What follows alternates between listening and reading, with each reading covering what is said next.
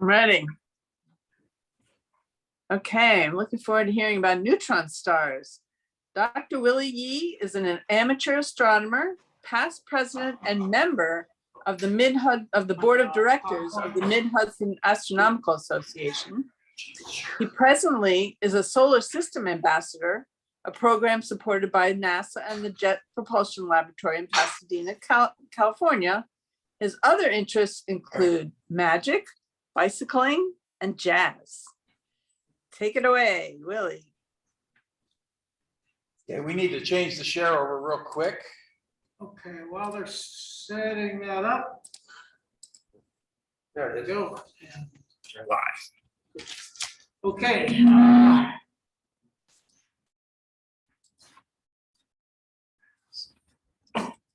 Okay, I am a solar system ambassador. For those who do not know, solar system ambassadors are volunteers. Basically, our job description is we're cheerleaders for NASA. And we get supported by NASA and particularly Jet Propulsion Laboratory. We get educational heads up whenever there's a mission. We often get a conference for lead scientists of the mission before the press even gets the information. And they also give us stuff to hand out. So if we haven't gotten the NASA sticker, make sure you get one before you leave. And so we get literature and pictures and posters and all kind of odd, mostly leftovers from every program NASA does. Whenever they get anything up, they send it out to JPL to distribute to us. So what we get is kind of random. You can't.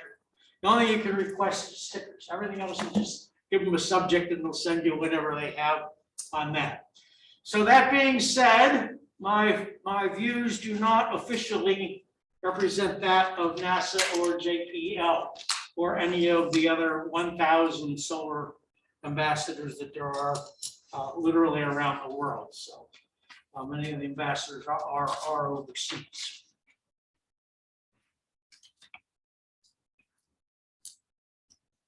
So I want to talk about neutron stars, which are kind of the foster children of black holes. You know, everybody kind of does this black hole presentation. And they say, well, there's a neutron star, doesn't quite make it to a black hole. And that's all we hear about it. So I wanted to find out what the heck these things are. And it turns out on their own, they are fascinating objects. So what is a neutron star? It is the collapsed core of a massive supergiant star.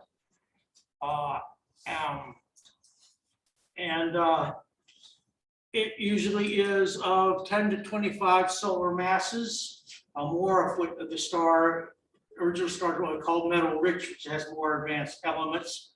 It is the smallest and densest known object other than black holes. The average mass is 1.4 solar masses and the radius is about 6 miles. So basically you're taking something the size of the sun and compressing it down to the size of Manhattan. So it becomes, I want to go back one.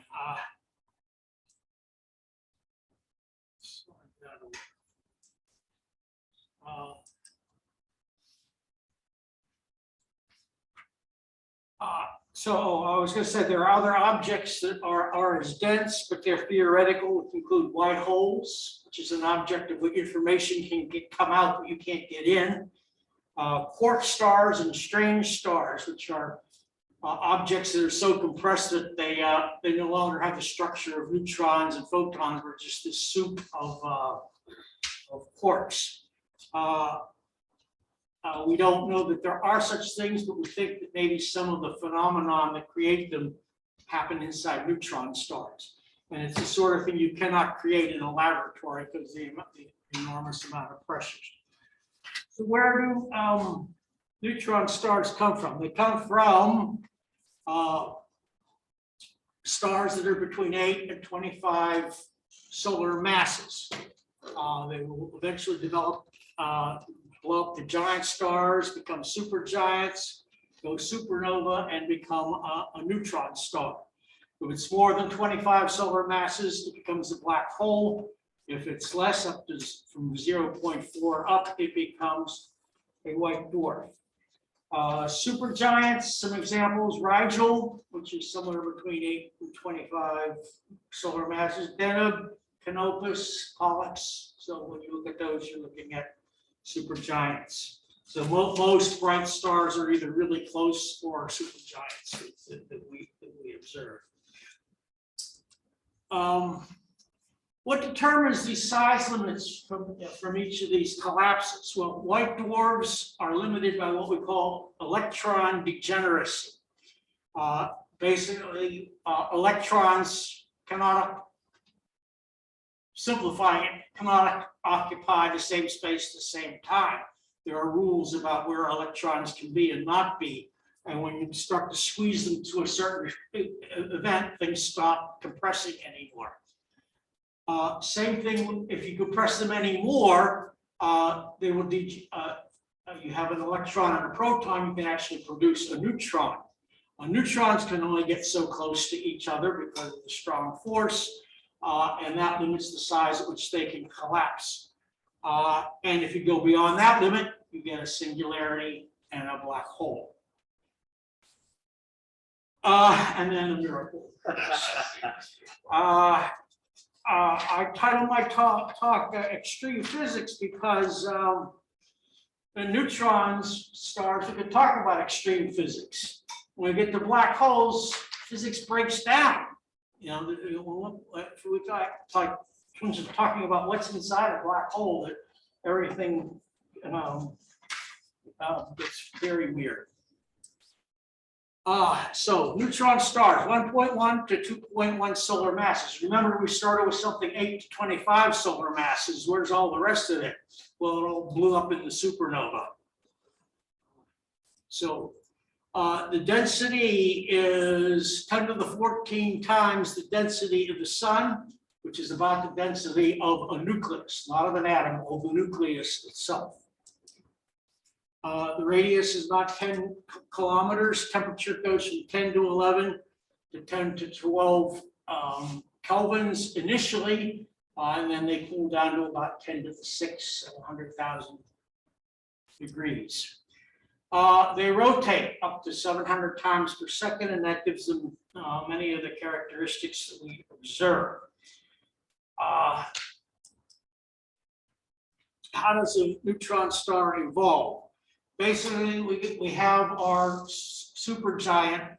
It burns up whatever atoms are inside until mostly it becomes iron. You can't fuse iron and get energy out of it. It takes more energy to get into it to fuse anything beyond iron. So you get an iron-rich core, which starts to collapse, get hot, absorb. As it collapses, gravity increases, more stuff goes in, until the iron nuclei get blown apart into alpha particles. And now you have electrons and protons in a soup that get compressed into neutrons. Is that on the screen too? Yeah. And when electrons and protons get squeezed into neutrons, they generate humongous amounts of neutrinos, which blast everything on the outside out into the supernova. And what's left is a neutron star at the core, spinning around and conserving angular momentum. But this is not the end. There's further evolution after the supernova has blown everything apart. My picture is not here. All right. Anyhow, the interior of a neutron star is not even. There is an atmosphere a couple micrometers thick. Then there's a very dense mixture of material, followed by a region of all compressed neutrons, and inside, and at some of these transitions, there are superfluids or superconducting, which have to do with generating all the magnetism. And then at the core, we don't quite know. One of the things that maybe happened is a gluon quark soup, what they call quark gluon plasma, in which all the things that make up hadrons, protons, and all that stuff in ordinary matter are all squeezed together in a soup, much like a plasma is has the electrons and nuclei not associated with each other. So we don't. There are many hypotheses and lots of math trying to describe what's happening to all these quarks inside this very dense thing, but no way to directly observe.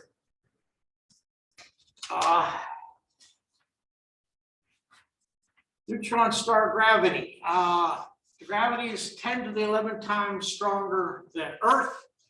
The gravity is so long that the entire surface is visible from one point, which I'll show in a minute. If you know anything about relativity, gravity distorts time as well as space. And at the surface of a neutron star, 8 years will pass, 10 years will be passed on Earth. This thing called the equation of state, the most familiar thing of the equation of state is like Boyle's gas laws, what determines the relationship between mass, temperature, and pressure, and at what stage they all change from liquid to gas and all that stuff. We don't know what the equation of state is for neutron stars, so that means we can't actually estimate its radius. We know we can figure out the mass, but the radius we can't directly observe. One of the big difference between a nucleus of an atom, which has the same density, this nucleus is held together by the strong force. A neutron star is held together by enormous gravity. So the physics are different. So here's this, each of these blocks is 30 degrees. So if you're standing outside a neutron star, you will actually be able to see partway behind the stars, behind the star. And in some, there are some conditions in which you can see the entire surface of the star from one side, because all the light's getting bent around by gravity. So you can see the back of your head. You can see the back of your head if you were a neutron star, right? Okay, neutron stars produce lots of radiation. They have magnetic poles, and like the Earth, the magnetic pole is not necessarily aligned with the pole of rotation. So when you have magnetic poles moving around, you're generating electricity. Electrons that get trapped in this get accelerated like a, it's basically a cyclotron. Photons get accelerated and produced, and the between gravity and magnetism, strange things start to happen to photons. They start to split up and create electron-positron pairs and virtual particles and all kinds of weird stuff. We get from this pulsars. So basically, this thing is a lighthouse going around, and if it's aimed towards Earth, we'll get pulses of X-rays, optical waves, radio waves, etc. Sometimes it'll be not oriented toward Earth and completely perpendicular, and you may get a radio quiet neutron star. It may still be making radio waves, but it's so focused by this magnetic field that it's shooting out in one direction and undetectable at right angles. So pulsars were the first hint of real neutron stars, and they were discovered in 1967. Jocelyn Bell was a graduate student working for Anthony Hewish. He got the Nobel Prize. She actually did the observations. And she, we've heard this story before, but she's been a mighty good sport about that. She says she doesn't think graduate students should get credit because it's this guy sets up the whole program. You might have some graduate students, one of them gets lucky. It happens to be the one sitting at the telescope that night. And so she's been very generous about that. Others have other opinions because the pattern seems to repeat itself so often. One of the things about pulsars is they go so rapidly, they're, it's a matter of milliseconds when they come around, and they can be used as cosmic clocks, which have other uses in astronomy. Non-pulsating neutron stars still have some variation in luminosity. Central compact objects such as the Crab pulsar do emit electromagnetic radiation, and so some of them may not quite behave as pulsars. The strength, 10 to the 4 to 10 to the 11th Tesla. If it's gets up to above 10 to the 8th Tesla, as we call it, a magnetar. And it's one of the sources of soft gamma ray repeaters and anomalous X-rays. Vacuum becomes birefringent, so one photon goes into that field, it comes out two, or an electron and a positron. Excuse me, a photon and an antiphoton, whatever that is. Since the magnetism is being generated, it can power down. Eventually, it kind of wears out. It's interacting with whatever matters around there. And so it eventually dies down. We think they're so intense because of conservation of magnetic flux. Just as if you have conservation of angular momentum, like when you spin around in the office chair and put your hands in, it goes faster. As you pull a magnetic field in, the flux gets increasingly intense, and you get a very intense magnetic field, although there are other factors involved that we don't understand completely. So this magnetic field is a trillion times stronger than that of Earth. Magnetars tend to rotate slower than other stars, than other neutron stars, and they cause occasional strong bursts of X-rays and gamma rays, and we think that may be because of some irregularities on the surface. And a mountain to them is on a neutron star is barely the size of an atom, and a distortion of that much in that field can generate a gamma ray or an X-ray burst. There are 30 million inactive magnetars in the Milky Way. Why is that? Well, a neutron star is a magnetar only about 10,000 to 30,000 years of its first existence. So even after this supernova event has happened, this thing is still developing and evolving.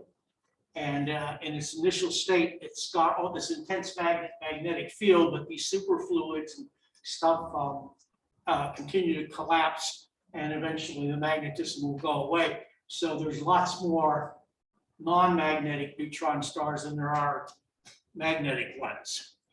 One of the most interesting things I found is the magnetic field is so intense that atoms near the surface of a neutron star get spaghettified.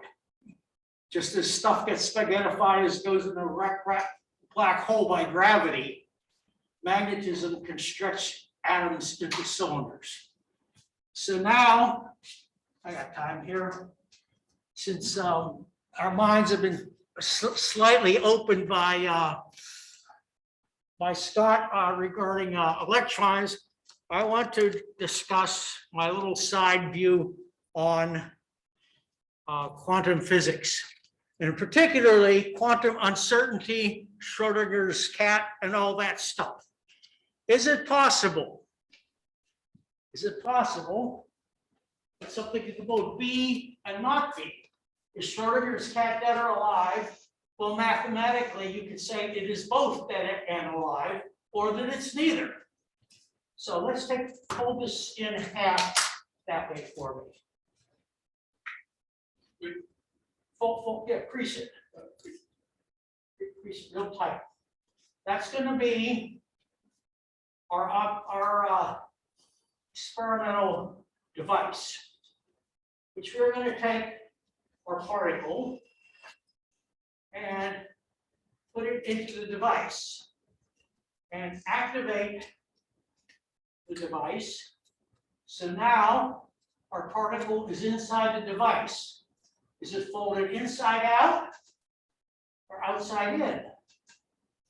Well, it's both.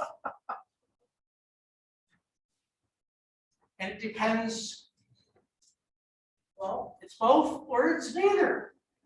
Well, how do you actually decide? Well, you've got to observe it, and as you observe things, you start to put energy into it. If you put enough energy into the whole thing, well, the original particle is gone, and you've created two entangled particles.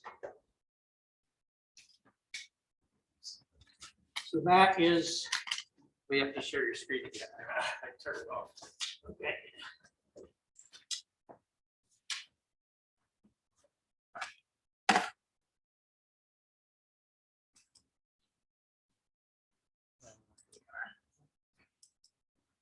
Okay. Okay, so all kind of weird stuff's going on around neutron stars. What's the source of this magnetism? As I said, there's superfluids, superconducting stuff inside. You know, unlike any matter that exists in our world, and these become superconductors that are charged with protons, and magnetism is going along. It gets very turbulent, and lots of stuff is happening. One of the theories is that this is that there was some magnetic field associated with the star, just as there is with our sun, and it is the source of it. It's probably both. 1 in 10 supernovae become magnetars. Again, that depends on the initial mass. There aren't that many. There's 24 known. It might be a couple more have been discovered in the last year or so. So there are not a lot of magnetars around. Again, this is a very short, 10,000 years in the life of a neutron star is a flash. Take 24 magnetars in the whole universe or in In the Milky Way. Milky Way. So how to compare this magnetic strength? Well, a rare earth magnet, which I'm sure Eric has in his lab, 1.25 teslas. 30 to 60 microteslas is enough to move a compass needle. The neutron star is 10 to the 10th teslas. So there is a magnetar near the center of our galaxy, near Sagittarius A, that would develop somewhere between 2008, 2013, and is visible at other wavelengths. So much of the turbulence at the center of the galaxy includes a neutron star. Then there are binaries. What happens when neutron stars interact with other bodies? If there's another star nearby, matter falls from the bigger star into the neutron star, which has the greater mass.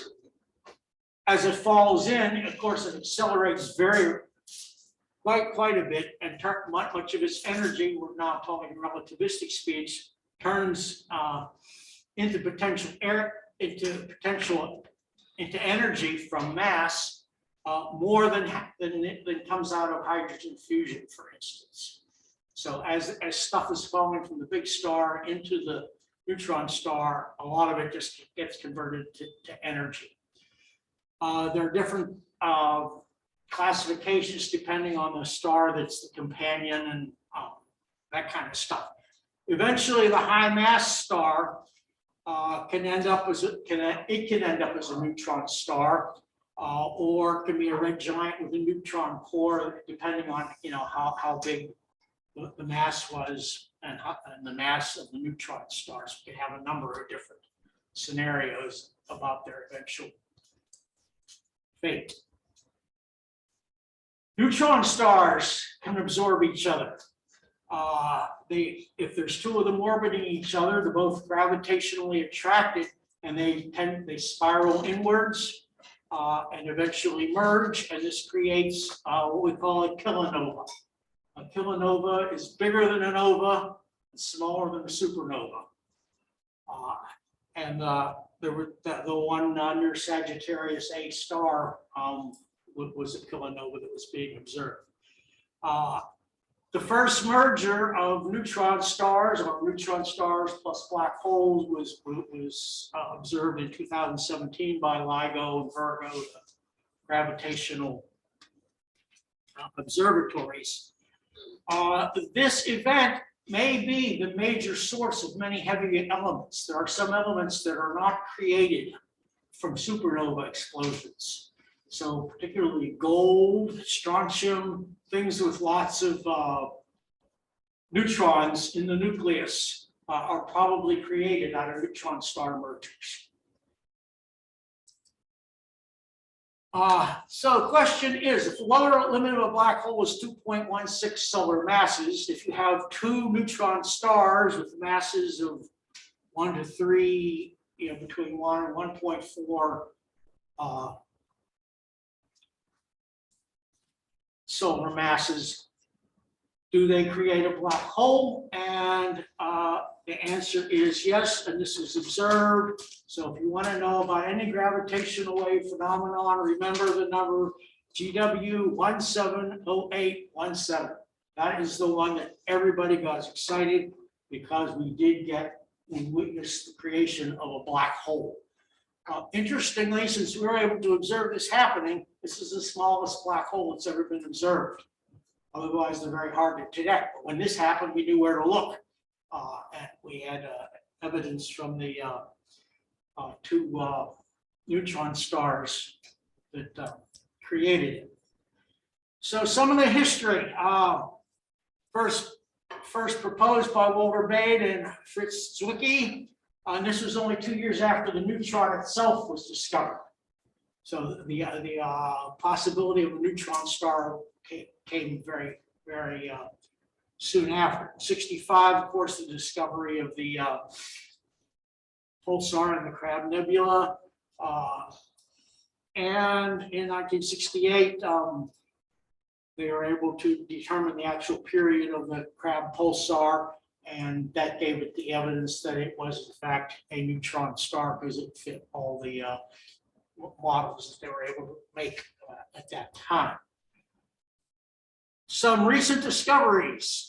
In 2018, a pulsar with an 18-minute period was detected. And this was slower than anything that we'd seen, slower than anything that had been predicted. And we're still not absolutely sure what it is, but we think it's just a very slowly rotating neutron star. In 2019, data from neutron stars was used to determine the Hubble constant. So this has applications outside the field of neutron stars. Using orbital decay data, another confirmation of Einstein's theory of relativity was confirmed to a higher degree of accuracy. NICER is one of NASA's instruments on board. I forget which platform it is, but anyhow, it was able to resolve the output of 3 different X-ray spots on the surface of a magnetar and track it moving over time, just like we have sunspots moving around the sun. And at present, our good friend 170817 is still being observed by Chandra.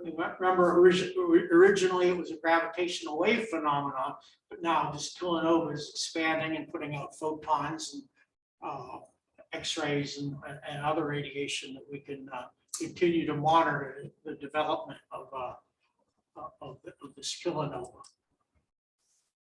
So how do we observe neutron stars? Well, initially it was radio waves when we discovered pulsars. X-rays are are another way of gathering data.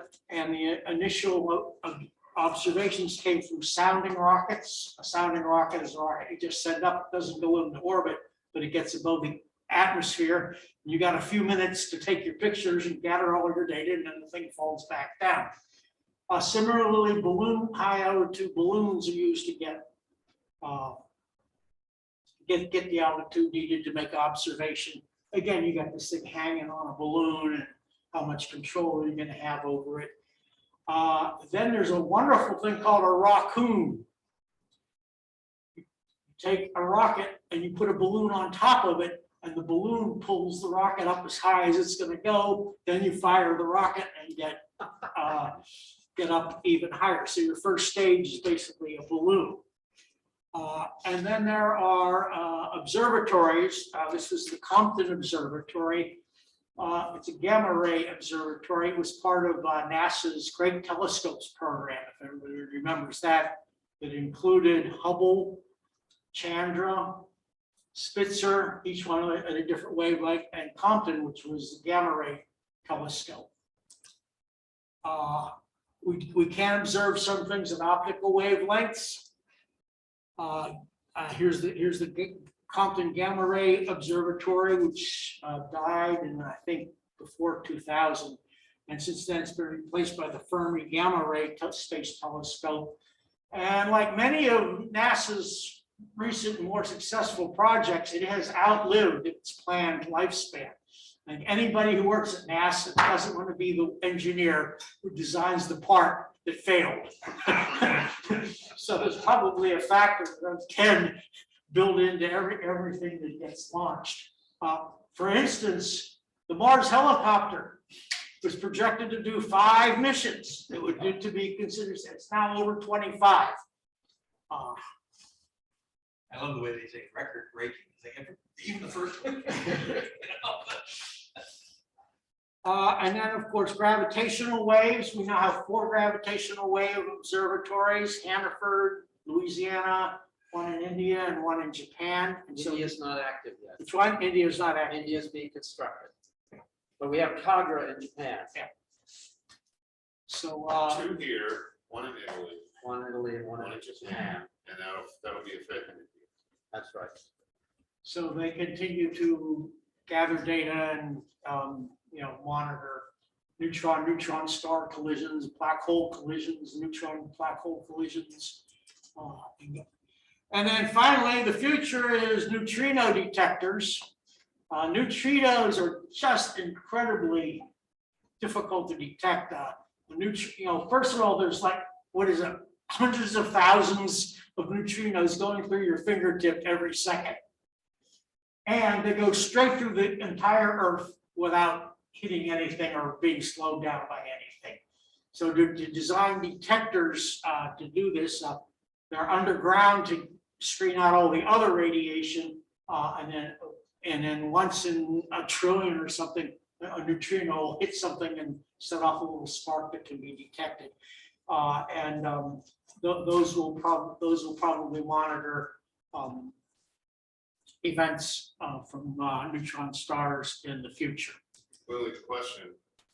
Early in the beginning, you mentioned that when a star collapses and creates a neutron star, in that collapse, you get a incredible amount of neutrinos, and you said that they actually blow the star apart, except for the core. So the neutrinos, as we know, are very hard to detect. They interact very little. So neutrinos are responsible for forcing all There's that. a lot of them. Yeah, There's I was just gonna a lot. the Lots of average- neutrinos getting made. It takes a light year of lead to stop the average neutrino. Yeah. And yet there are so many that they actually impart enough momentum Yeah. to blow a star apart. Yeah. That's amazing. Okay, that's it. Any other questions? If I slept at a Holiday Inn last night. I'm not a physicist, so I'll either make up the answer or say I don't know. I have a question. The temperature goes down to 1 million degrees. Yeah. What happened after? They radiate, so Uh, energy must come from somewhere. yeah, well, eventually they will cool and I believe the lifetime of these neutron stars is longer than the lifetime of the universe. We had a question on the web, I think it's Tim. On the web, Me. yeah. The detection of the first neutron star in the, or the neutron star inside the Crab Nebula in '65, was that from the Green Bank Observatory? Do you know? I don't know which instrument, I think I remember, I don't think it was. I think it might have been one in England. The one with, Okay, thanks. The original observation. yeah, that was, it looked like a, one of these pergola things with the sticks sticking up and then wires connecting. Yeah. Wasn't anything like. Well, yeah, it wasn't a radio dish the way we recognize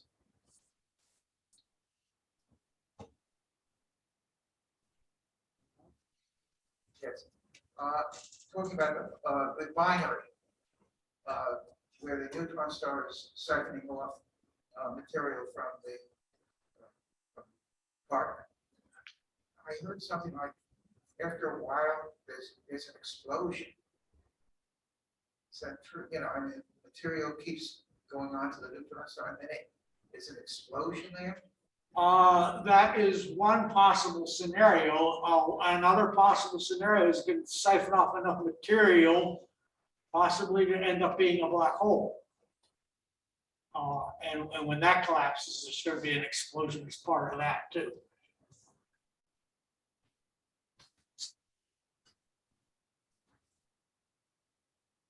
Yeah, you said that the smallest black hole had been, we observed the creation of the smallest black hole.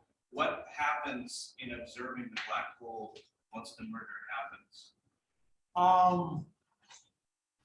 Well, you can't observe a black hole directly, Right. but right now, all the attention is focused on the kilonova, which is still expanding away.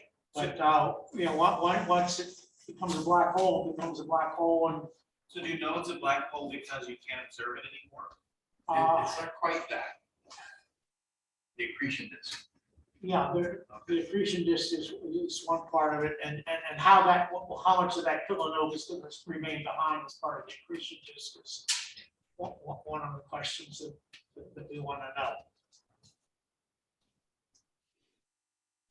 Okay, thank you very much.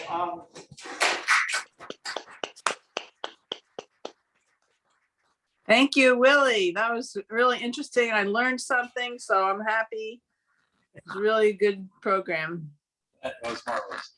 It always reminds me of the Calvin and Hobbes cartoon. I like it's a big, long thing, but one portion of it has a section where it says, where Calvin says to Hobbes, "We have to be careful, Hobbes. We wouldn't want to learn anything." That was marvelous. Well, I mean, the person who learns the most from all of this is me. When we started, I knew nothing about neutrons. I had a bunch of wrong beliefs about it. Yeah. Just a quick addendum there for the what happens. How do you know it's there? All of the material, 99.999% of it goes into making the black hole, but some of it remains. It's extremely high velocity, and we can observe the X-rays and things around. Basically, we're getting a lot of energy from something that we can't see.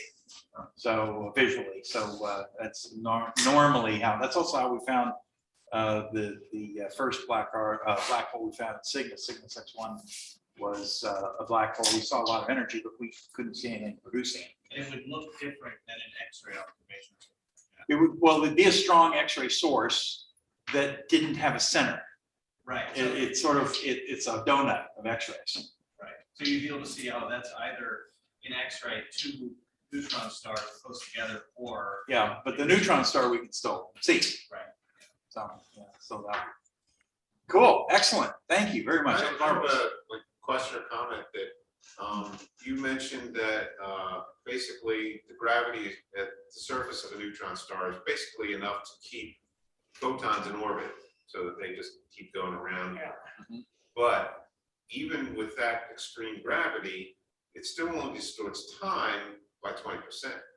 Yeah. It changes 10 years to 8 years, which you would think would be more than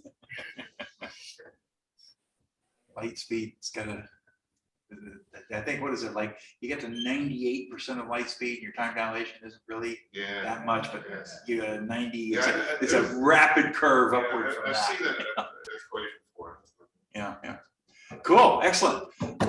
Thank you very much. That was marvelous. We'll close the meeting out, but we got one last thing to figure out. Are we going for pizza tonight? I think that the diner is still 10 o'clock, at least I couldn't see anything otherwise. I haven't called them. But the pizza place is open till 11. So those who are local, 1, 2, 3, 4, 5. Everyone's invited. Cool. 5, maybe 6. Okay, cool. I'm not even gonna bother calling. We'll just come in. All right, thank you very much. That's what we do when we're in person. We go out and try and find some place that's still open. And we will do that tonight. We will see you all next month. And where we will be probably hybrid again. Thank you. We'll close the meeting. Oops, we got something in chat. Before we do that, let's just. thank you. Oh, okay, cool.